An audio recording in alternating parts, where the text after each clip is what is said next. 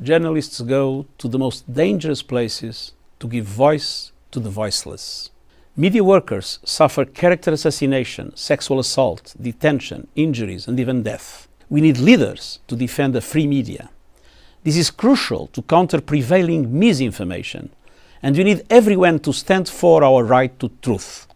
On World Press Freedom Day, I call for an end to all crackdowns against journalists, because a free press advances peace and justice for all. When we protect journalists, their words and pictures can change our world. Thank you.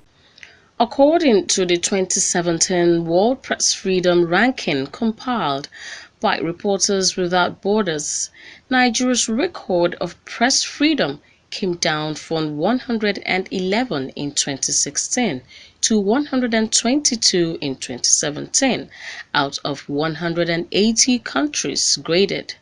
Nigeria has again recorded a decline in the International Press Freedom Index, with 6% regression between 2016 and 2017. With the new record, Nigeria continues to rank alongside other countries hostile to free press, such as Afghanistan, Chad, Philippines, Zimbabwe, Colombia, and others. While Norway, Sweden, Finland, Denmark, and Netherlands top the list of the countries with the highest regard for press freedom in that order. North Korea, Eritrea, Turkmenistan, Syria, and China remain at the bottom of the ladder. Deputy Provost, Nigeria Institute of Journalism, Dr. Jide Johnson, spoke on the World Press Freedom Day. A wake-up call for us to do what we are supposed to do. If you look at the rate at which corruption has pervaded our society, without the media throwing searchlight on it, even before it became a monumental issue, that shows something is wrong with the investigative aspect of journalism in Nigeria and getting to unroot whatever those that are in power are trying to conceal. So it's a wake-up call, it's a clarion call for us in our industry that we need to do more, much more than what we are doing presently. And if you compare the activism, the vibrancy of the media during the military era, during the march towards democracy, and you compare the patronism and parochialism that has pervaded the media in recent times, you see that our scorecard should be what it is. Because the question you need to ask yourself, if we are acting as a watchdog of the society, how come processes and structures were abused by successive government in this country? How can an individual steal the amount of money that has been recovered without the media raising the flag? When President Muhammadu Buhari took over in 2015, Nigeria was ranked 111 but fell to 116 in 2016. As the world celebrates World Press Freedom Day, the RSF verdict is telling on the precarious decline of press freedom and free speech in the country. It says in Nigeria, it is nearly impossible to cover stories involving politics, terrorism, or financial embezzlement.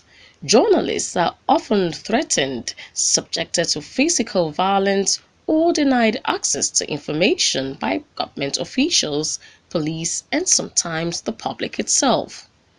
The all-powerful regional governors are often their most determined persecutors.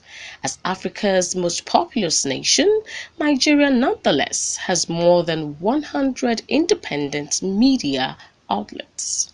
If you look at the ownership structure, particularly of the print media, for instance, then you discover that it's a bit politicized. Either a major political party holder, a major political gladiator is owning one media organization or the other, and the role of the publisher has a role in shaping public discourse, and whoever controls what goes into the public domain controls the conscience of the people. You see, we don't ask questions. Subjective. Yeah, we can't ask questions. There are some basic questions we need to ask. Now, monies were discovered in, who owns the money? Are you with me? What is the state of the health of the president? what is actually, you see, investigative journalism. The only way we can improve on that is when journalists engage in investigative journalism. The United Nations Educational, Scientific and Cultural Organization UNESCO in March 2017 organized a meeting ahead of World Press Day in Lagos, Southwest Nigeria.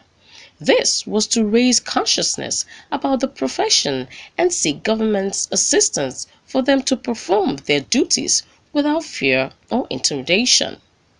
Information and Communications Manager UNESCO, Macaulay Olushola, spoke further. Keep doing it to make sure that those who are supposed to hear about it, and the journalists themselves know that they have to play to the rule, they have to play to the conduct of the code of conduct of the profession. It's all about inclusive society. Everybody has to play his part. It's not going to be one day job.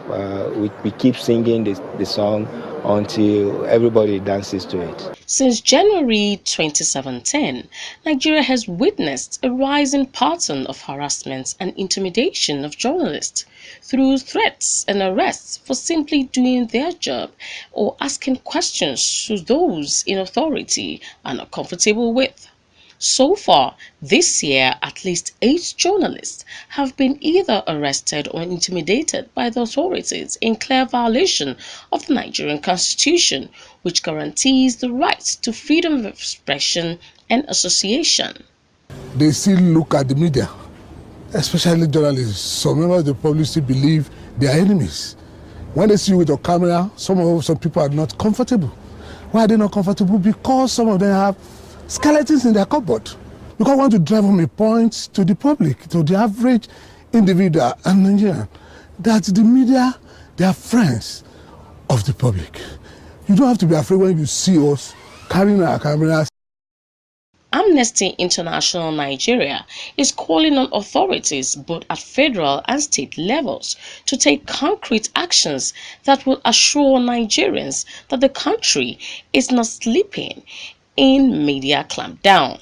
To this end, the authorities should urgently bring to an end all forms of harassment and intimidation of journalists and the use of fear to deter people from using social media platforms to express their opinions.